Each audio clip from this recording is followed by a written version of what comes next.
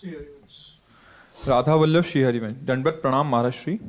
महाराज श्री, पिछले 5 सालों से जीवन में अंधकार छाया हुआ है, कभी भी सफलता नहीं मिल रही है। जीवन में आगे क्या करूं क्या ना करूं समझ नहीं आ रहा है। सफलता किसे माना है आपने? महाराज जी, श्री जी मैं पढ़ाई पूरी की और मैंने श्री जी से कहा कि मैं अब क्या करूं। तो उन्होंने मुझे कुछ संकेत दिए थे कि आप सरकारी में जाइए और प्रभु की सेवा करिए।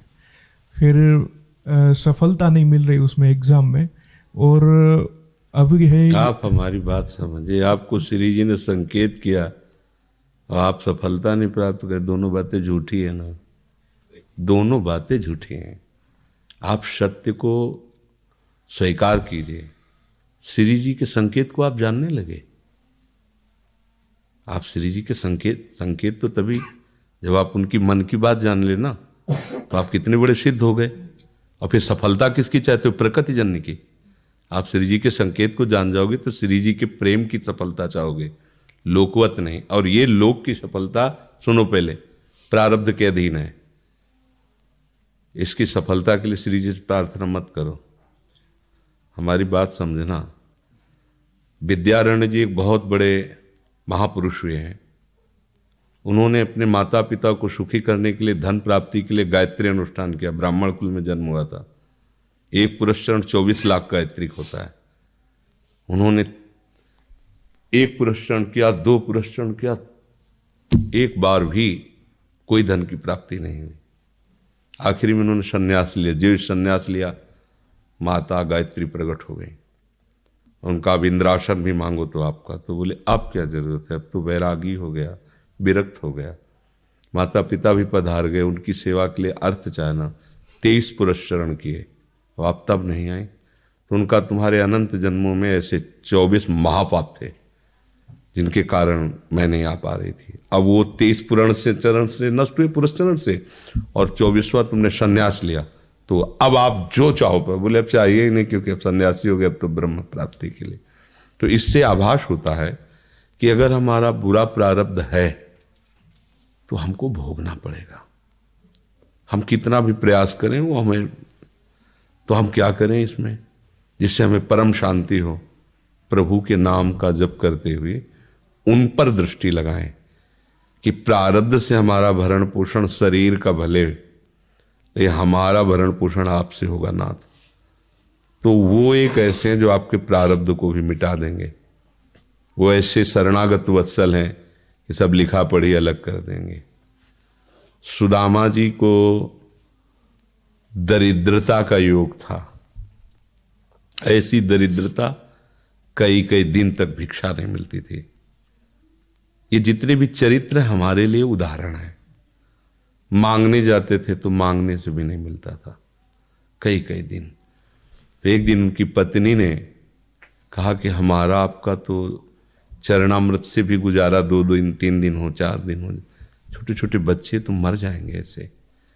कुछ तो उन्होंने कहा, श्री कृष्ण के सिवा हमारा कोई नहीं। अब हम क्या कर सकते हैं? प्रारब्ध जब बिगड़ता है ना, वो कोई सफलता नहीं होने देता। तो एक दिन श्री रुक्मिणी जी प्रसाद ठाकुर जी को भोग पा रही थी, वो ऐसे रोक दिया, उदास हो गए। तो उनका, प्रभु ऐसी स्थिति हमने जब जब आपकी देखी, तो किसी भक्त को जब कष्ट होता है तब आपको ऐसे देखा है। कौन सा भक्त है और क्या कष्ट है? तो का एक सुदामा नाम के हमारे मित्र हैं, कई दिन से भोजन भी उनको। प्रभु आपके मित्र और मैं आपकी दासी, महालक्ष्मी का अवतार रुक्मिणी, आप हुक्म कीजिए, लोक लोक की संपत्ति वहां। बोले उसको चाह नहीं है, हमारे मित्र को चाह नहीं है, और चाह ना होने पर हम विवश हैं। अगर वो चाह कर ले तो सारी व्यवस्था हो जाए। तो बोले पैदा करो जाके चाह। बोले उनके हृदय में तो नहीं पैदा कर सकते, हम भी, क्योंकि जिस हृदय में भगवान का आश्रय और निरंतर चिंतन है, वहां माया की चाह नहीं होती। बोले उनकी पत्नी के हृदय में, बोले प्रयास करते हैं जाके। भगवान संत वेश में गए, भिक्षाम दे, वो निकली। अतिथि का सत्कार करना गृहस्थ का धर्म होता है। हाथ जोड़ा और कहा, हम असमर्थ हैं, आपको भिक्षा नहीं दे सकते। क्यों? बोले हम अपवित्र हैं। हमारे ऊपर सूतक लगा हुआ है। किस बात का सूतक?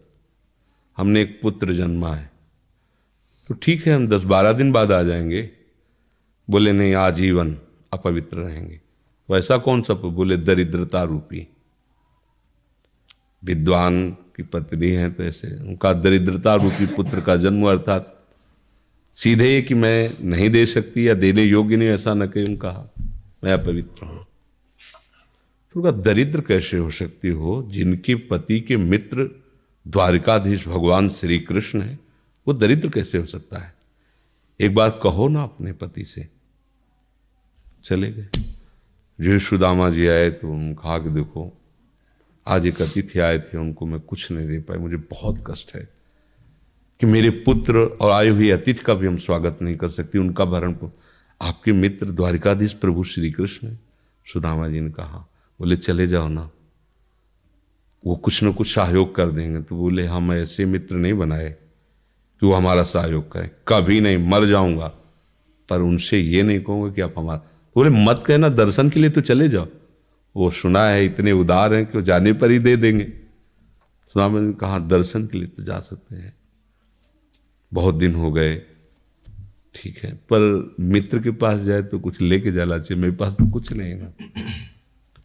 पड़ोस में जैसे किसी से मांगने गई तो, अरे समय जब बिगड़ता कोई नहीं होता साथ। एक ने थोड़ी उदारता दिखाई तो चावल पछोरने पर जो आगे कणका होते चावल के, जो प्राय वो लिए सुदामा जी ने कहा हमारे प्रभु भाव के भूखे, कुछ ले जाएंगे, खाली हाथ तो नहीं है। पोट्री में सारांश में बता रहे हैं, द्वारपालों ने देखा कि हड्डी हड्डी शरीर में कई जगह से फटे वस्त्र, बेवाई फटी हुई, मतलब दिखाई दे रहा था दरिद्रता की मूर्ति है। तो उनका किससे मिलना है तुमको? तो उनका श्री कृष्ण से। बोले संभाल के बोलो, क्योंकि पार्षद है, अनंत कोट ब्रह्मांडों के नायक प्रभु के ऐसे बोले कोई श्री कृष्ण को ऐसे गली आए, उनका जाके तो तुम बोलो ना, श्री कृष्ण से जाके कह दो कि एक सुदामा नाम के ब्राह्मण आए हुए।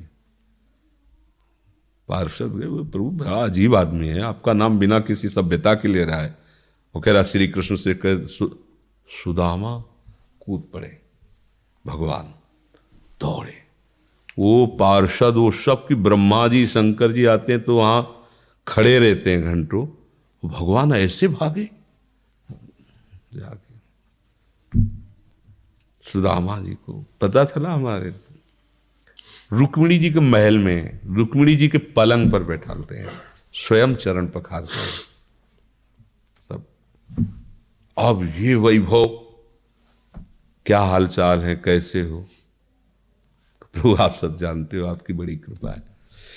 तो ब्याह हो गया, हाँ ब्याह भी हो गए, बच्चे भी हो गए। हमारे पास आए हो तो कुछ तो लाए ही होगे।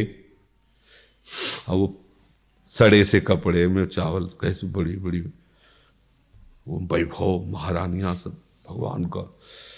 चुप ऐसे बोले, देखो फिर चूक कर रहे हो, हमारे हिस्से की चोरी पहले की थी और फिर चूक कर रहे हो। और उन्हें हिम्मत नहीं पड़ रही थी, इतने महामहिम प्रभु को कैसे हो तंदुर। भगवान ने ऐसे छीला, ओहो आज तक मुझे ऐसा स्वाद नहीं मिला। भगवान बड़ाई कर रहे, देखो रुक्मिणी जी की आंखों में आंसू आ गया उधर से। भगवान पकड़ लिया हाथ, बस प्रभु हम आपकी सिवा नहीं रह सकती हो। भगवान तो सुदामा जी का स्वागत समान कुछ दिन, अच्छे कपड़े पहनाए। जब चलने लगे ना तो भगवान की तरफ वो देखते, मतलब कामना नहीं, पर कि देखा पत्नी कह रही थी जाओगे कुछ लोग कुछ, चले प्रभु, हाँ ठीक, इधर से ऐसे चले जाना, हाथ भी खाली। प्रभु ने कहा देखो ये कपड़े जो है ना महंगे हैं, रास्ते में तुम्हें चोर बदमाश, तुम अपनी पोशाक पहने, इनको उतार दो। बोले बड़ी कृपा, कपड़े भी उतार रहे और रास्ते में सोचे देखो निगेटिवली सोच रहे, मेरे श्री कृष्ण मुझे कितना प्यार करते हैं। उन्होंने इसीलिए नहीं दिया कि ये दरिद्र कहीं संपत्ति पाकर मतवाला होकर मुझे भूल न जाए, मुझे कितना प्यार करते हैं। प्रभु के प्यार में मगन होकर सुदामापुरी खड़ी जैसे द्वारिका। तो उनको भ्रम हुआ कि मुझे लगता है चलते चलते मैं पुनः द्वारिका आ गया। तो वहां पूछ रहे हैं कि ये किसका है।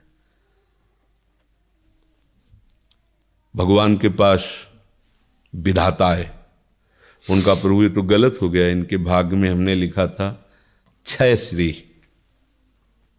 ऐश्वर्य का नाश, जीवन में नहीं ऐश्वर्य, क्षय श्री।